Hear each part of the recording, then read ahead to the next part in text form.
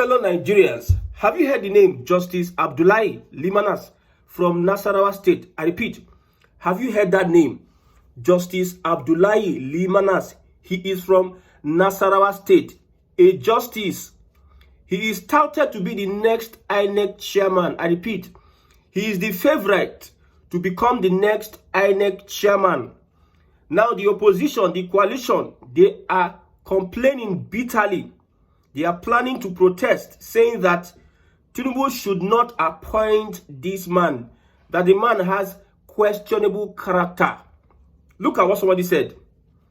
If by mistake President Tinubu succeeds in appointing Justice Abdullahi Limanas from Nasarawa State as the new INEC chairman, just forget it.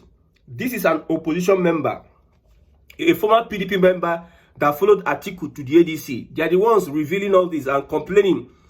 If by mistake, they say by mistake, Tinubu succeeds in appointing Justice Abdullahi Limanas from Nasarawa State, forget it.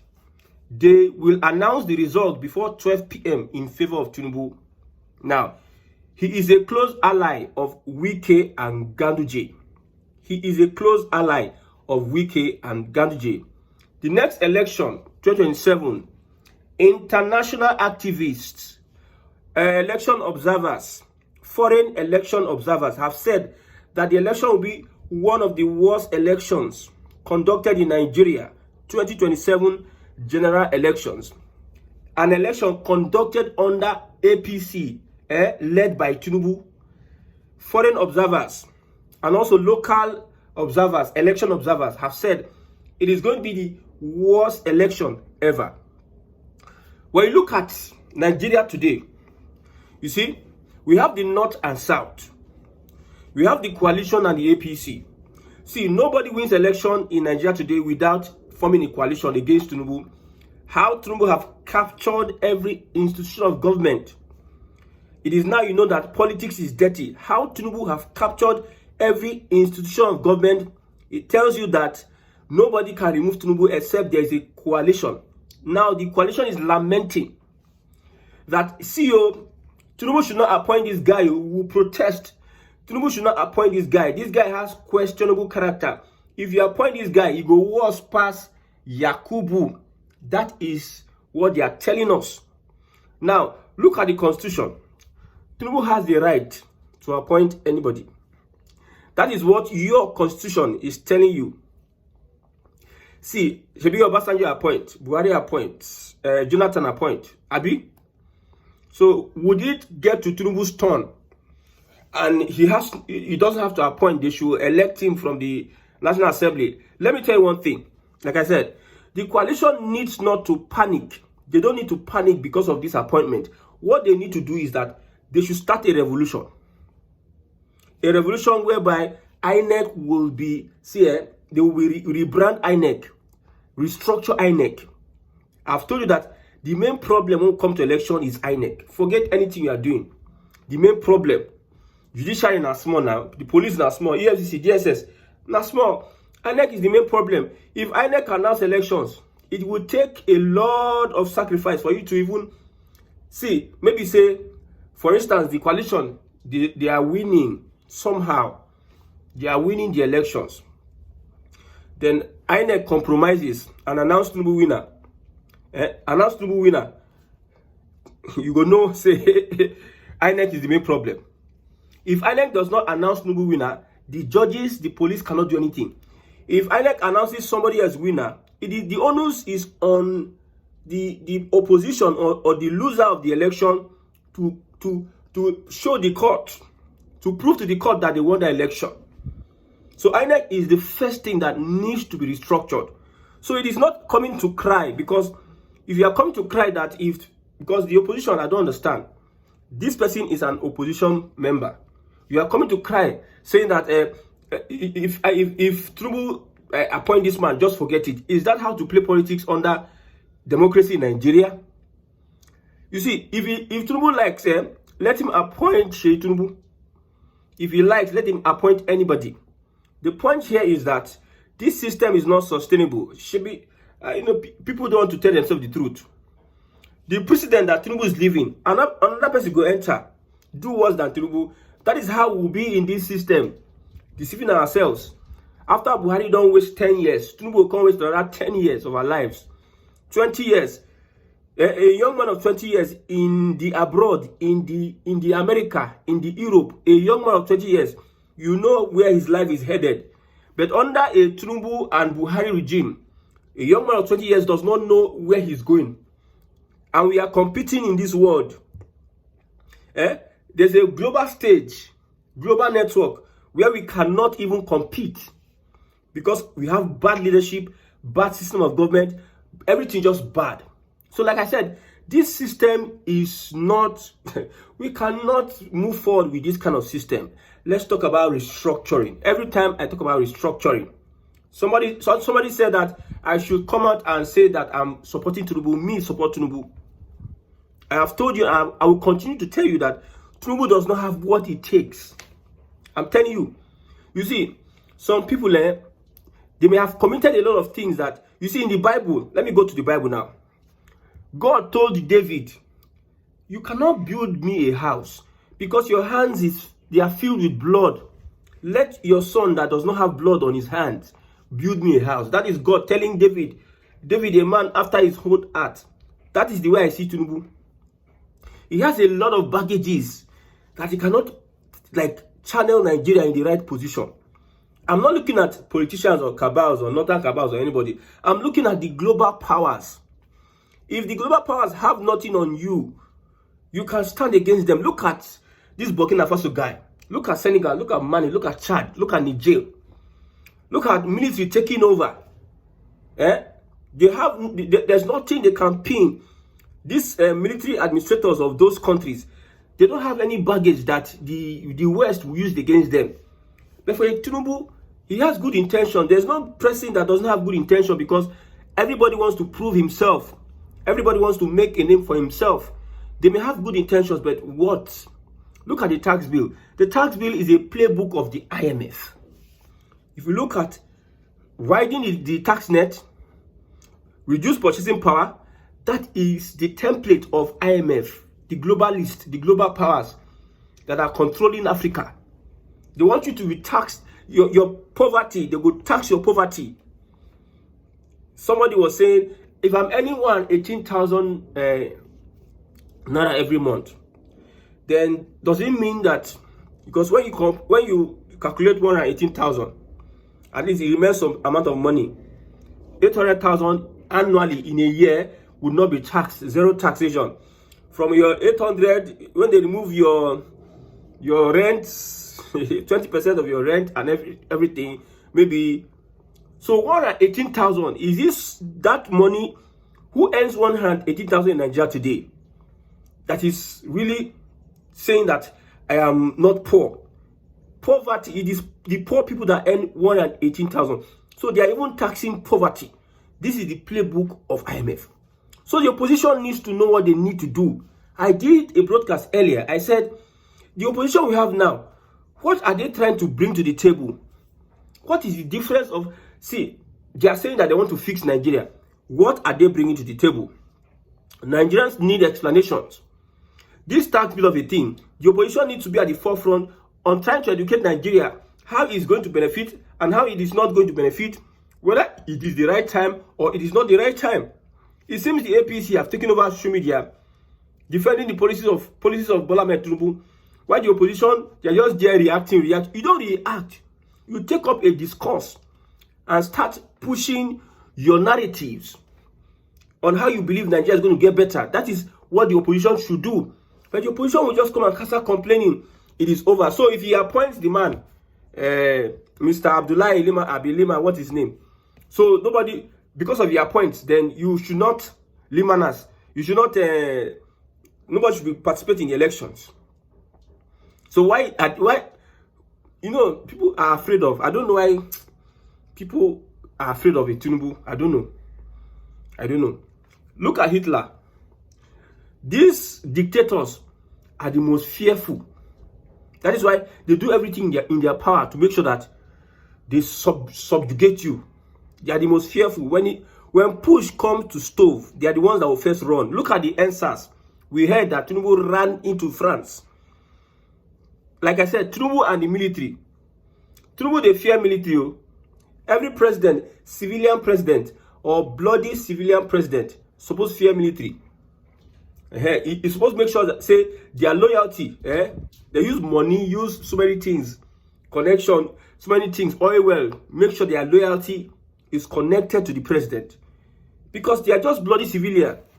If army wake up today and say, okay, we don't want any civilian rule anymore, who go stop them? They will dethrone the commander-in-chief. They will ask him, who gave you commander? The army will take over. If the army speak with one voice, that is why, as a politician in Nigeria, you need to make sure the army is not speaking with one voice to remove the civilian president. That's why they play bigotry, they play ethnicity and nepotism in the army stuff. They put their people. Tinubu entered there in chief of army staff. Now Yoruba man. Everybody, an Igbo man entered today in chief of army staff cannot be from northern Nigeria. I'm telling you a lot. So they know. So when you talk about Tinubu, and I don't know why these guys are not putting up the fight, because it is not in our position. It's not in my position to start contesting. I'm not interested in becoming Nigeria's president. You guys have been in power for a very long time. You have said that you will be the opposition. You bring better narratives and alternatives. But we are not seeing anything yet. There's nothing we are seeing. There's nothing tangible we are seeing. No alternative yet. Yes, there's nothing. And we are here looking at ourselves. And you are complaining, is this how opposition should operate? The president has the prerogative, the right to appoint anybody. If him like, let him appoint M. Solomo. You fight for systems that work. And until we come to the realization that this Nigeria, it no go work. You know, some people have the mind that Nigeria will work. Someone was attacking me, say, I'm using style to support Tinubu. Oh, you believe in one Nigeria? If you have been listening to me, you know that I'm pushing for restructuring. If P2B did there, now still restructuring I go push for. I've told you that P2B, as you see, I'm so. P2B. He no fit release Nnamdi Kanu just like that with the current system. If Tinubu is going to do that restructuring, maybe they say he used to take tough decisions. And I believe that he can take tough decisions, but it comes at a price, at a cost. Yes, restructuring comes at a cost. That is why I'm saying Southern Nigeria need to unite, because we have similar ideologies. Enough of this Yoruba, Igbo, whatever. People are just distracted. These people, you don't have anything to do. That's why you are doing all this stuff. Preserving your culture does not entail that you attack yourself. Now, if you fight for a restructured country, there will be no clash in cultures like that. I have said this before. I will keep on repeating myself. An Igbo man that says Lagos is no man's land, if say we have Yoruba nation, and you enter as an Igbo person, or the person that is saying, or the Benin person, whoever that is saying Lagos is no man's land, when you carry your two left leg, enter the Yoruba nation, Yoruba land, you will not open your mouth and say it, because everybody has been restructured to their own place, their own region. So if you go into Yoruba land, which everybody knows that this one is Yoruba land, some people go to grab with you saying that Nigeria will day. Fulani go enter your papa farm, your ancestral home. After they don't kill people, they will tell you, say they're all Nigerians. They have any liberty to go anywhere. That is what the constitution that forcefully bound us together is using. They are using that to make sure that they have access. So if you think you still believe in one Nigeria, I've told you, one Nigeria, this one Nigeria they carry and give us, it no go work. I've seen it. I've seen what's happening in the world today. At the global stage, I've seen what's happening. America is going conservative.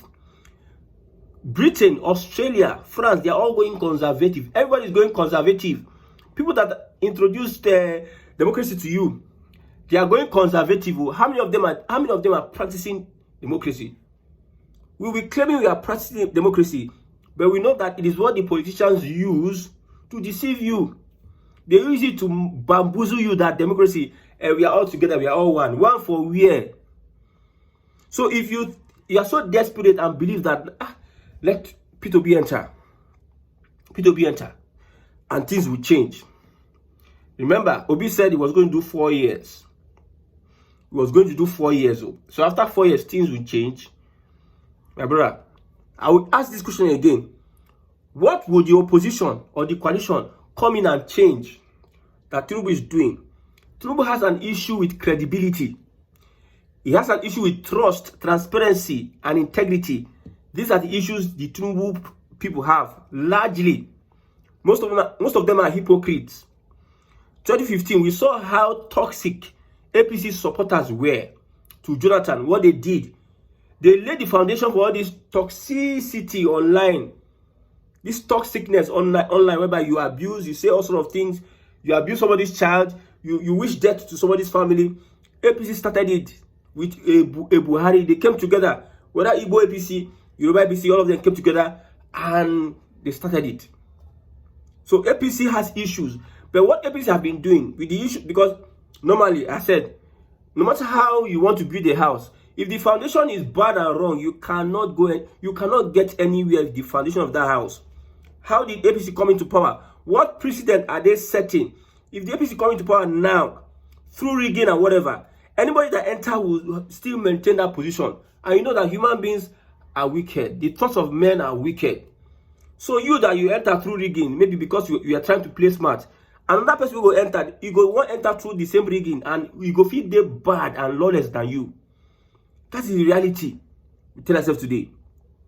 So the constitution we have is putting us in bondage. It says Tinubu can do this and that. And what will you do?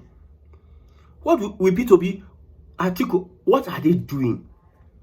What are they doing? There's no mobilization. Before you know, December don't reach. When December reach, my brother, I don't know whether these people get people who say they give them feedback on the reality of things. Me, I know personally, say, on the streets, they don't like Tinubu. Forget the Yoruba thing. People that are running the Yoruba thing are people that are supporters of the said candidates.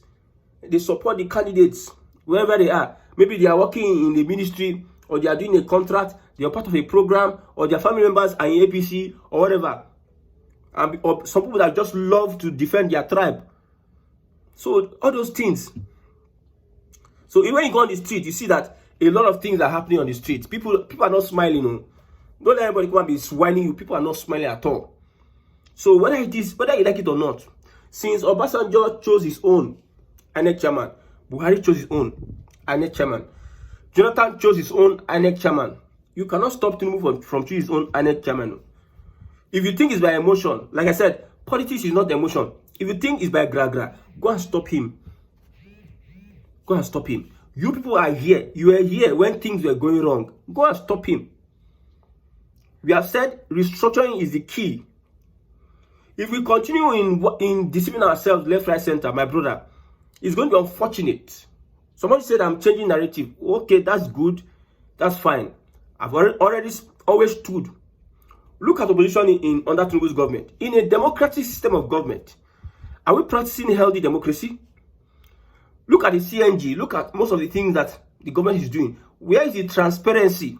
A lawyer petition is saying that he will petition the government to produce the backlog, the identities, the information about the 71 million people they gave conditional cash transfer.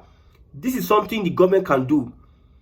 Where you see people threatening, somebody was threatening the lawyer that wanted to, I don't know whether he has done the petition, wanted to petition the federal government. They are threatening him with death for asking for accountability. These are the problems we have with this system. Everybody is playing hide and seek. Today now, if somebody, a church, a family that are all Christians, one of their sons become chairman of a local government, it is the family members that will be telling him, you go and have this opportunity. They will go and do Thanksgiving in church. I'll be very big God though. Thanksgiving in church. When the son comes out, the pressure will be that as you go, make sure you make it big. Maybe the salary they are collecting for a chairman is 1 million naira. I don't know, almost what the president is collecting. Let's say, if you collect 1 million naira in Nigeria today, you cannot build house. Forget.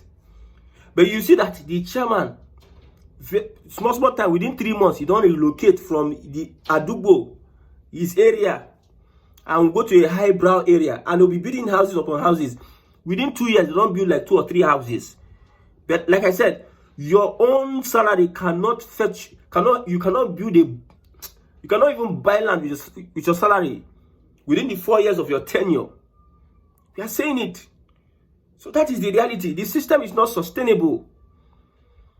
Expect 2027 with the way things are now. And look at the opposition. They are fidgeting. The way things are now, Tinubu don't win the election. I'm telling you.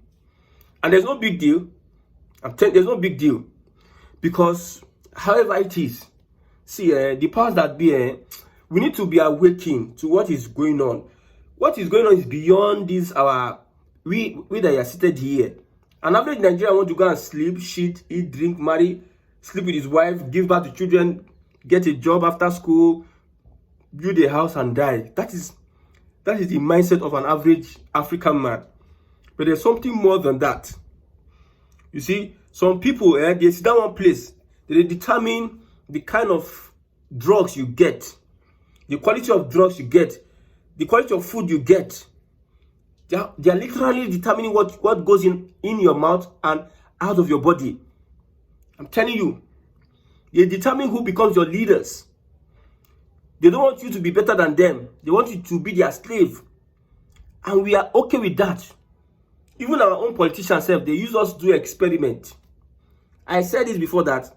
You see these pastors, that have so many members. Politicians will go to church and say, how come these men they are able to get all this following? Most pastors, they use gaslighting and manipulation tactics to hold their members. So politicians are even learning from pastors. You know this. So what is the new thing? We have been predicting over time that you see this election, if the foreign observers can do the prediction, see, the best thing for the opposition is that they should in time rally Nigerians. There are so many things to say about Tinubu. There are so many things to say about the APC that they are not doing right with evidence, choke evidence. So many things to say. Get people that will take over the narrative. Use that narrative and push for your popularity and get the vote. Also, be willing to cause a change. Let the change start with you, according to Buhari. Let the change start with you. Revolution. You leaders will come out to protest. Be ready to go to jail. Be ready that your business will be attacked. But if you are afraid of all this, my brother, I'm sorry. You cannot make any headway. Nothing will happen at the end of the day.